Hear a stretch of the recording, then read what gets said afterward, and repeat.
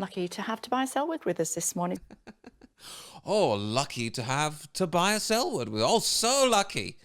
Wow, wow, wow. I can't believe we managed to get Tobias Elward involved with the establishment and the mainstream media. Wow, absolutely hit the jackpot. Is there anything else that this guy does? Oh, so lucky to have Tobias Elward hanging out with the establishment and the mainstream media. That's literally all this guy does. It's like, oh, we're lucky to have a kangaroo in Australia today. I can't believe we are lucky to have today an ant that is small. I can't believe.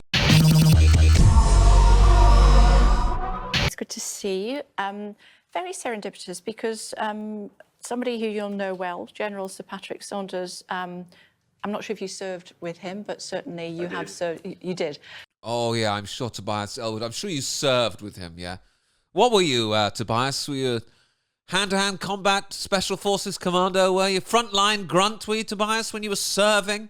I'm sure you served with him on the indoor tennis courts at the country club. Served with him. These people are absolutely ridiculous. Where exactly were you serving? In the palace kitchens? Serving hollandaise sauce? Like, what were you doing serving? How many people do you think Tobias Elward has killed with his bare hands? Over or under 1.5? What do you think? Serving my ass. So he's suggesting, reading between the lines in the Telegraph today, that if we go to war with Russia, we could find that our youth may have to be conscripted. That's a bit alarming. First of all, let me tell you why it's not alarming, Kate. Let me tell you why it's not alarming. Nobody is going. Okay? Nobody is going. I don't care. You think that people are going to go to war for these globalists? You really think so? You spent the last however many years telling us that this country is homophobic, racist, xenophobic, all this horrible, disgusting country we live in. And now it's like, hey, we're going to go and kill Russia. Who's with me? Nobody. Okay? You think that Rishi Sunak is going to order me over the top? Listen, if you think Rishi Sunak's going to tell me to go and kill people and get killed, if Rishi Sunak told me that I had to play Tetris for this country, I wouldn't do it. Okay? If he told me I had to boil an egg for this country, I wouldn't do it.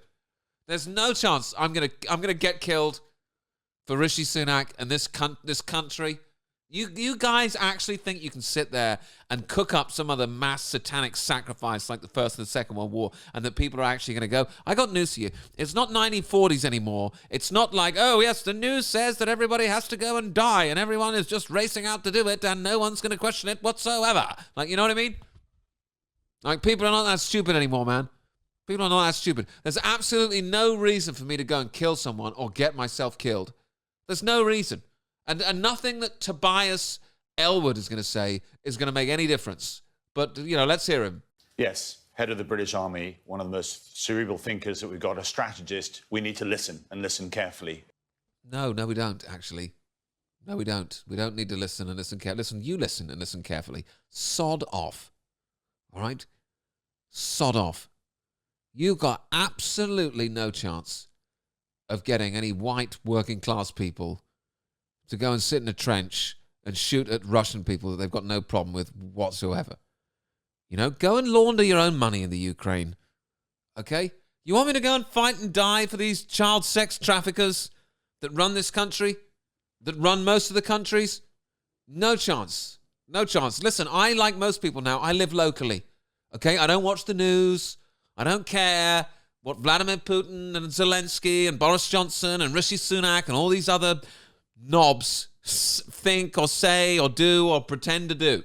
Okay? The whole thing's one giant circus, and I'm not interested. I'm not killing anyone.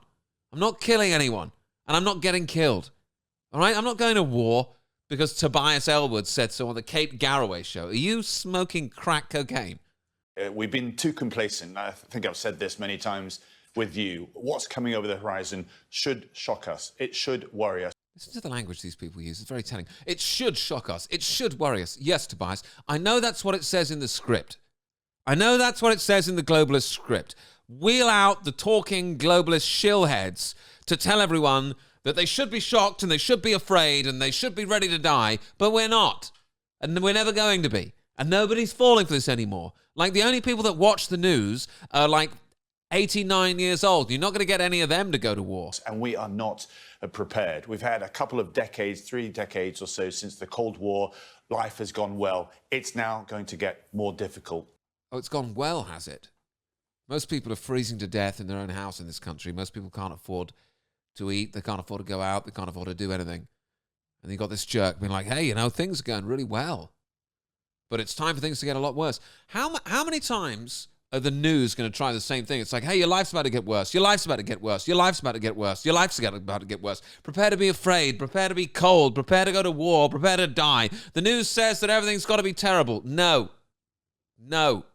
We're not watching the news anymore, so this isn't going to work. As authoritarian states exploit our timidity, our perhaps reluctance to really put fires out. And the best example of that is a democracy on the corner of Eastern Europe that in its 3rd year is now in conflict, and we've not resolved that. Sorry, your best example of why I should go and die in some cold part of Russia in the mud is that there's a country in the corner of Eastern Europe that's having some problems. Sorry, why do I care? Why do I care? Well, good luck to them. Best of luck. And how does me killing someone or getting killed in Russia solve that problem? It doesn't, does it? No. So Patrick Saunders is saying, prepare for what's coming over the horizon. There is a 1939 feel to the world right now. These authoritarian states are rearming. There's a risk averseness about the West in wanting to deal with that. Tobias, let me tell you why this isn't going to work, okay? I live in an authoritarian state, you jerk. Okay, people that live in Canada live in an authoritarian state. People who live in Germany, people who live in France. There's authoritarian states all over the world. We saw that when you guys took your masks off for the COVID-19 pandemic, okay? We all live in an authoritarian state. You think I'm going to go to some corner of Eastern Europe and be like, hey, I hear you guys have got authoritarians over here and I'm here to help. I've got those in Twickenham. Why the hell would I be going over there in the cold? You can fight an authoritarian state in your own backyard if you really want to. Okay, remember that when they're trying to force you to wear a mask to buy cheese. And institutions, global institutions such as the United Nations, aren't able to hold these errant nations to account. In fact, the UN, I would go further, is reaching its League of Nations moment unless it's reformed. Do you know why the United Nations can't stop these things? First of all, because they're starting them. Second of all, because they're probably spending most of their budgeting on child sex trafficking submarines to take Ghislaine Maxwell all over the world in. Do you guys think we're stupid? Do you think we still think that the United Nations is some bunch of good guys sitting around trying to make sure that nobody dies of cholera? Eat one. Eat one. We know what you sick child sex traffickers are up to. And we're not going to Russia to die. All right? So that's where the world is heading. We need to wake up to that. There's a mindset now of this era of insecurity that we're heading towards, but we're still on a peacetime defense budget of just 2%. That does need to change. And the Red Sea is a great example. Oh, another great example of why I need to die in the frozen cold mud in Vladivostok. The Red Sea. Wow, how close to home. How close home? Yeah, another great reason why I need to die in Russia is the Red Sea. Listen, I don't care what's going on in the Red Sea. I don't care if there's some kind of alien Starship Troopers invasion going on in the Red Sea. I'm not going to Russia and fixing a bayonet. No. That if you don't step forward, if you're not robust in dealing with those that are testing the envelope, it will be our weakness will be exploited, and it will affect our economy. Okay, so let's unpick some of that, should we? We don't have enough members in the army, is that what you're saying? Very much so. The army is now overstretched. It's down to 70,000 or so. Different reasons for that. Pay is now an issue. Accommodation is improving, but remains an issue as well. You're obviously competing salary-wise with the civvy street too. So that needs to be looked at. I know Grant Shapps recognises this, recognises the concerns here. There's also the state of our reserves as well. They're the ones that will be pulled in if we need to mobilise too. But ultimately, as I say, it's a big mindset of Britain recognising just how dangerous our world is going. What is our role to step forward, as we've done in the past, to defend what's important to us? So you're suggesting the defence budget should be up at 5% as it was during the Cold War? To jump to 5%, they wouldn't even know what to do with that money straight away. Well, just off the top of my head, they could send it to Ukraine. They could launder it out of there. They could do some more child sex trafficking with it. They could use it to cover up for paedophiles like they did with Jimmy Savile. What else could the establishment do with the cash? Our world is no longer at peace. We're moving to a world at war. Britain absolutely has a role to play, but we need to upgrade our defence posture. Sorry, is this how wars start now? Tobias Elward says so on Sky News. We're not at peace, we're at war. Oh, okay, yeah, I'm ready to go, yeah. Conscript me up. Yeah, I'm ready to get my legs blown off now. Yeah, I'm definitely ready to go to war now. If Tobias Elward has been on the mainstream media and says that we're at war, that's good enough for me. This can't be allowed to stand anymore. I'm ready to go. I'm ready to die. If Elward says war, then war's started. I can't let this go unpunished. Do shock tactics like those that I propose General Saunders is going to use during his speech at 10:15 today, do those actually work? Well, as I say, I think it's going to take repeating this message again and again and again. And there may be an acute event that will wake everybody up to say, my goodness, yes, there is absolutely a threat there. See, these people, what they will actually tell you now, straight up, what their game is. They'll actually just go on the mainstream media and be like, yeah, what we need to do is just tell people over and over again, you're at war, you're at war, you're at danger, you're at danger. And then eventually what we'll need to do is they'll need to see some kind of event that pushes them over the edge into, yes, we're at war, you know? It's unbelievable the way that they just give you their game plan. Yeah, we'll have to keep telling people there's danger, and then we'll have to show them some danger with some kind of event, you know, some kind of staged false flag event, and then we got them.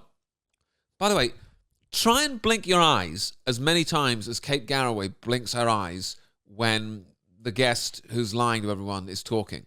There's some kind of weird psychology here where I try and blink my eyes as much as Kate Garraway when someone else is talking, and I literally can't do it.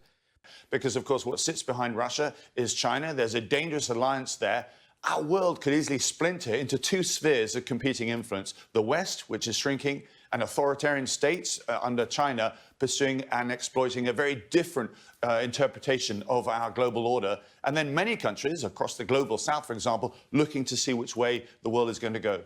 And looking at what Iran is doing via the Houthis in the Red Sea at the moment. Great example of, and then what sits behind Iran, of course, is Russia. What sits behind the Houthis, Hamas and Hezbollah is Iran. And again, for a decade, we've allowed Iran to advance its influence across the region, destabilizing, not least in Yemen as well. I'm really pleased that we are continuing our work in the Red Sea to protect those international shipping lanes. If we did nothing, as some may be arguing, that would have a knock-on consequence to our economy, but it would also give the signal, not just to Iran, but to other competitors, to take advantage of our weakness. Oh, I see. So we have to go and die in Russia for the state, otherwise our economy might be in trouble. Bro, do you realize it's like £9 for a block of cheese? Like, without any war in Iran or Russia, it's £9 for a block of cheese. Do you think people are stupid? You've already blown up the economy. You know, there's already no chance to repair the economy. It's already irrevocably damaged. Now you want me to go and die in Russia? Oh, man. These people. Is there anyone, let me know in the comments, is there anyone watching this video that's ready to go? Is there anyone watching this video that's like, no, I think you're wrong, Alistair, I'm ready to die. Listen, guys, thanks for watching. Thank you for continuing to support the channel. The link is in the comments. If you want to sign up on Subscribestar or Locals, I can't make these videos without financial support. So I would really appreciate some new subscribers. I know you guys have got my back. And yeah, hope you enjoy these. Hope they make you laugh. They make me laugh. And yeah, see you in the next one. Bye.